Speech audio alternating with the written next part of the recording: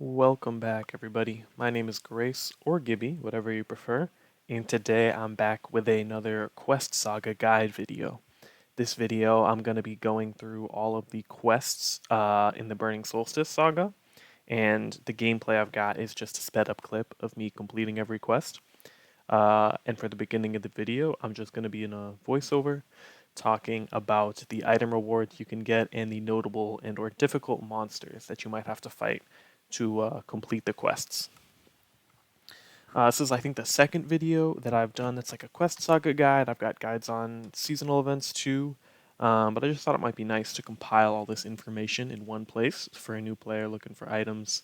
For Burning Solstice particularly, some of the info subs for a lot of the items are missing, so I've gone through like Discord and like old info subs and figured out what we have and what we don't have information for.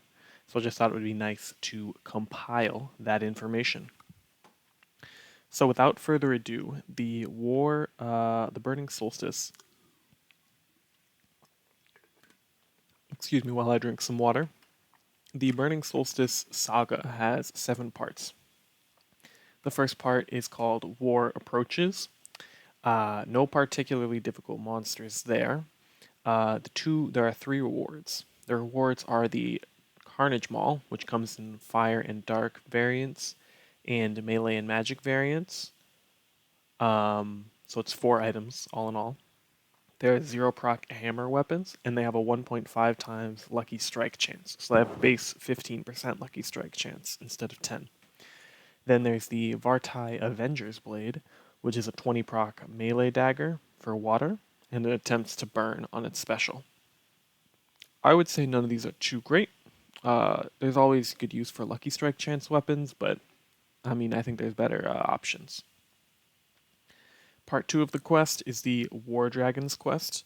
The only notable monster in this quest is the Panic boss, which at max level has 20k HP, and it's weak to light and ice, but it doesn't have damage caps, so you can nuke it pretty effectively. I think I used WKZ, White Knight Z or something, because I recently got that, so I've been playing around with it.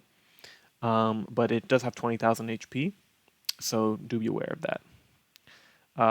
The quest rewards are the Warbringer, which is a melee fire axe, and the War Dragon Breath, which is a fire MP spell. And both of their effects is that they do a little bit of bonus damage against burning foes. You could use this if you have a burn build, but usually if you have a burn build, you're fully defensive, so I don't think it would synergize too well. You could use it anyways, though. Might be fun. The Warbringer axe is really big on your character model, which some people might like having a giant axe. There's the part 3 of the quest is the Greatest Warrior 1 quest. There weren't any super difficult mobs except for the Gog plant boss, which is at the end of the quest. And it is a Gog that attacks with earth, water, and energy, and it blinds you, and it takes extra turns, like most Gogs. But the system's a little different, so it has like super celerity, basically. Not too difficult of a boss. You can use backlash, you can use auto hit, you can use status resistance, so you don't get blinded. Nothing too crazy, just know that it's coming. The rewards for items are the Cryo and Geo Dragon Reaver melee weapons. They're swords, and they're sort of like a Dragon Blade, except they trigger to do burn instead of extra damage. Cool effect. I don't really like it, but it's cool. And there's also the Gog Plant Parmesan spell, which is an MP spell with, I think, 5 hits that seeks between water and earth. So that's useful for mages if you want to compress some spells in your inventory. The 4th part of the quest is the Greatest Warrior 2 quest. And again, there are no super notable monsters. The boss does ramp up damage quite quickly. So he doesn't have a damage cap, but he does increase his damage the more he hits you. So if you don't nuke him down, you might struggle. But he's really not that hard, because you can really just kill him in like 2 turns if you have a bit of a strong nuking setup. The rewards for this are the Wind, Fire, and Light Dragon Reaver melee blades, which also just burn dragons, like the other ones. There's the Carnage Bringer, which is a melee axe that swaps between dark and wind, so a nice little compression weapon. Might come in handy if you have complicated inventory slots. And then there's the War-Torn Heirloom, which is a shield which compresses dark and wind. I use this on my account because it just happens to work out compressing those two slots. And then finally, there's the Essence of Carnage Guest. Essence of Carnage is great for gold farming. It's great for free-to-play warriors. It's great for free-to-play backlashers and pay-to-win backlashers. Now that I think about it, super great guest.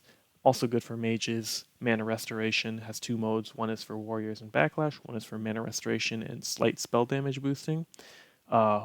Really good guest. Would recommend. Now, the fifth one is where you fight the War-Torn Dragon, the Choice to Fall. That's the quest where you fight the War-Torn Dragon.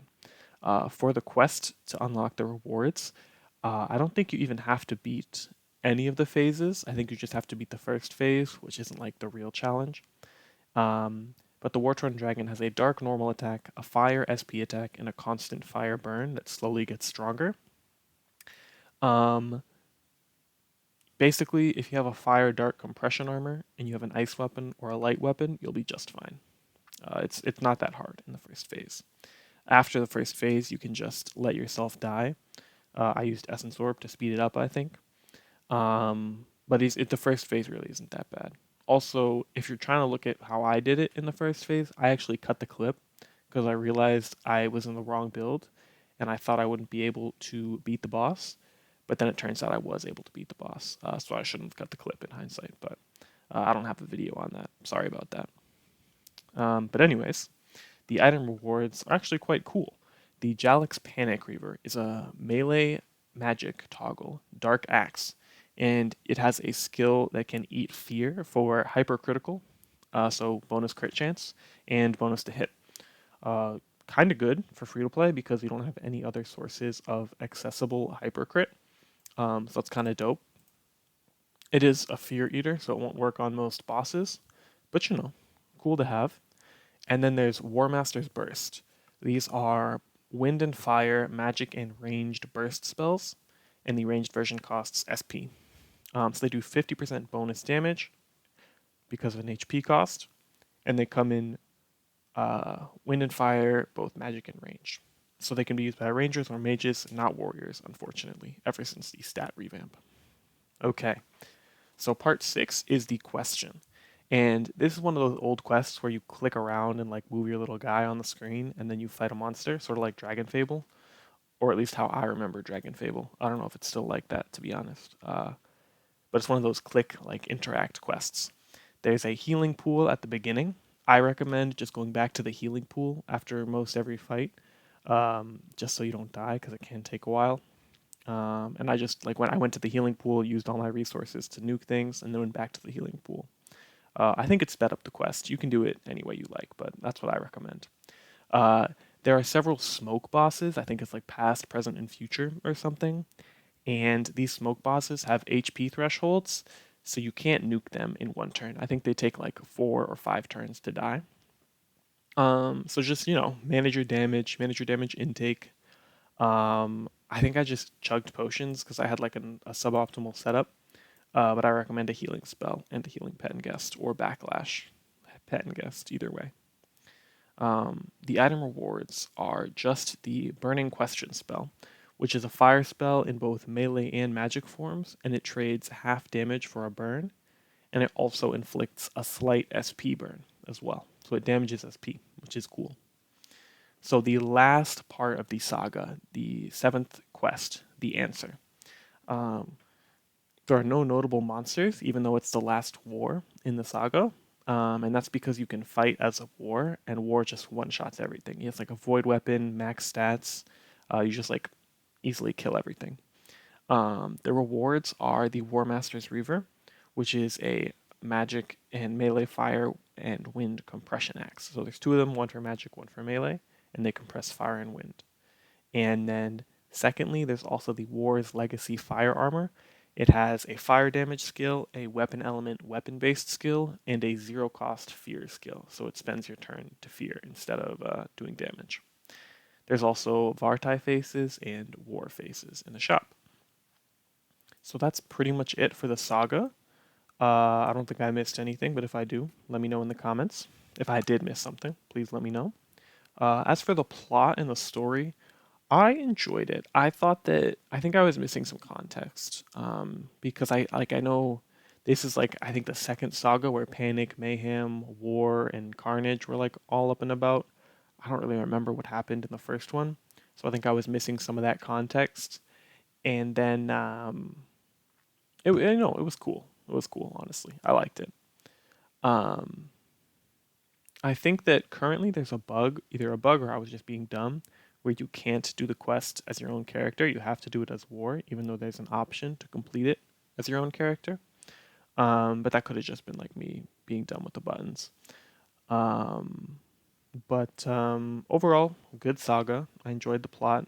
Several good rewards, several like interesting rewards. Would recommend playing through it if you're interested. But yeah, please ask any questions down in the comments below. If you have another saga you'd like me to review, let me know. And I hope you enjoyed. I peace and love everybody, and I'll see you in the next one. Bye bye.